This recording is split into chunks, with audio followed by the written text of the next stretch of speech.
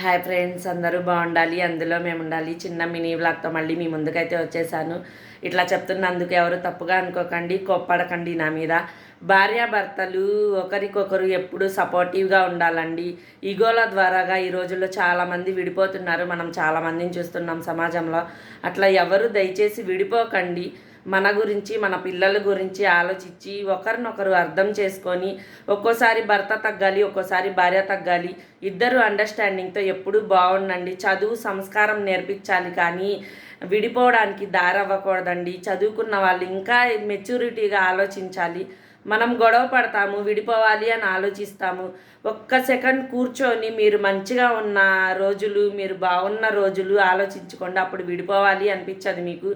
ఎప్పుడో ఒక్కసారన్నా హ్యాపీగా ఉన్న మూమెంట్స్ ఉంటాయి కదండి, ఎవరి జీవితంలో అయినా ఉంటాయి. ఎంత కొట్టుకునే వాళ్ళ జీవితంలో అయినా సరే హ్యాపీ మూమెంట్స్ ఖచ్చితంగా ఉంటాయి. ఆ వాటిని గుర్తు తెచ్చుకొని వాటి గురించి ఆలోచించి, మనం ఉన్న జీవితం చాలా చిన్నదండి, స్పాయిల్ చేసుకోకండి. ఇది ఒక్కటి చిన్న విషయం చెప్పాలి అనుకున్నా నేను. Okay friends, bye. మా ఛానల్ నచ్చితే లైక్ చేయండి, షేర్ చేయండి, కామెంట్ చేయండి, సబ్స్క్రైబ్ చేసుకోండి కొత్తగా చూస్తున్న వాళ్ళైతే.